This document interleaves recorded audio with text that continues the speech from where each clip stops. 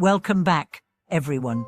In today's video, we will explore an essential yet often overlooked aspect of spiritual practice: how to break through the limitations that we impose on ourselves and truly experience the wisdom and compassion of the spiritual master. In our spiritual journey, many of us face challenges that seem insurmountable. These challenges often arise from our own internal limitations, limiting beliefs, doubts, or unspoken expectations. So, how do we overcome these barriers and fully embrace the teachings of our spiritual guide? How can we let go of the mental restrictions that hold us back and open ourselves to the transformative wisdom that a master offers? Join us as we explore how breaking through these limits not only deepens our understanding, but also brings us closer to true spiritual awakening. Spiritual practice often involves confronting the internal obstacles that we unknowingly create for ourselves. One of the greatest limitations we face is the barrier we erect between ourselves and the wisdom of the spiritual master. This barrier can take many forms: doubt, pride, fear, or even a lack of trust in the teachings themselves. At the heart of Buddhist practice is the concept of guru devotion. This devotion is not about blind faith, but about a deep, trusting connection with a master who embodies the teachings of the Buddha. The spiritual master is not just a teacher in the conventional sense; they are seen as a living embodiment of wisdom and compassion. Through their guidance, we are shown how to break through the limitations of the self and uncover the deeper truths that lie within us. However, many practitioners find it difficult to fully accept the wisdom of their teacher. Often, this is because they impose limitations on the teacher themselves, based on their own expectations, assumptions, or past experiences. For example, a person might believe that their teacher must meet a certain standard or fulfill a specific role in their spiritual journey. They may expect their teacher to be perfect or to have all the answers to their questions. But these expectations create a block in our connection with the teacher. If we approach the teacher with an idealized image or a list of personal requirements, we are not truly open to their wisdom. Instead, we are projecting our own limitations onto them, which distorts the teachings and prevents us from receiving their full benefit. To break through this barrier, we must first recognize that our limitations are the result of our own conditioning. These mental constructs are built over years of habit, upbringing, and personal experiences. In order to break through these limits, we need to develop awareness of how our mind operates and how we relate to our teacher, as well as to the teachings themselves. One of the most powerful tools we can use to break through these limitations is mindfulness.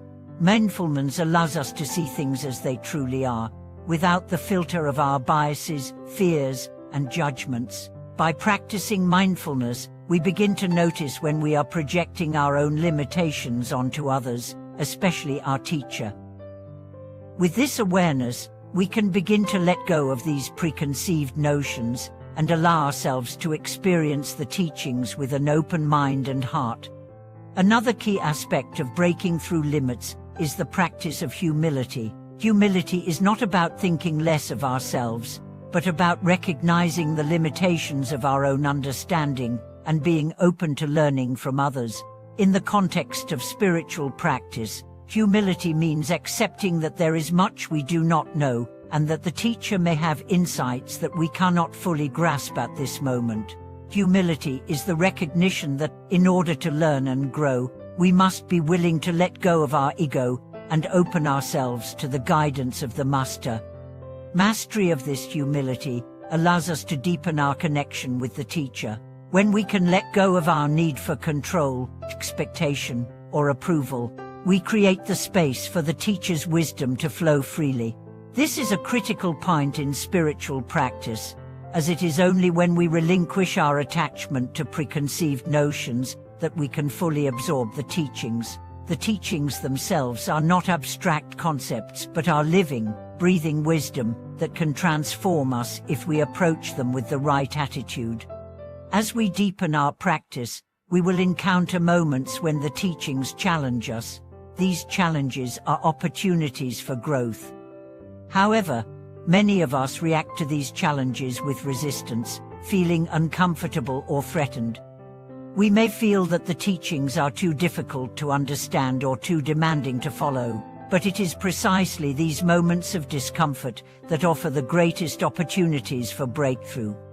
When we resist the teachings or feel that we are not ready for them, we are encountering a deeper limit within ourselves, the limit of our own comfort zone. To grow spiritually, we must be willing to step outside of this comfort zone. We must be willing to face our fears, doubts, and insecurities, and trust that through the teacher's wisdom we can overcome these obstacles. Breaking through these limits often requires patience and perseverance. The path to true spiritual growth is not easy, and it is full of challenges, but if we approach each obstacle with humility, openness, and mindfulness, we can transform each challenge into an opportunity for growth. The Master's wisdom is always available to us, but we must first remove the barriers that we have placed between ourselves and that wisdom. One of the most profound ways to break through the limitations we place on ourselves is through the practice of self-reflection. By regularly reflecting on our thoughts, actions, and intentions, we can begin to identify the subtle ways in which we limit ourselves. This self-awareness allows us to make conscious choices about how we approach our practice and our relationship with the teacher. It also helps us to recognize when we are projecting our own limitations onto others, and to take responsibility for these projections. In addition to self-reflection, the practice of compassion is essential in breaking through limitations. Compassion for others helps us to transcend our ego and connect with the deeper wisdom that resides within all beings.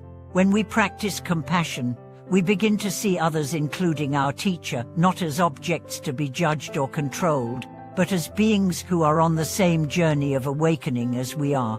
This shift in perspective helps to dissolve the barriers we have built between ourselves and others, allowing the wisdom of the teacher to flow freely. The wisdom of the Master is not something that is separate from us. It is not something that the teacher possesses that we must somehow obtain. Rather, the teacher's wisdom is a reflection of our own innate potential for wisdom.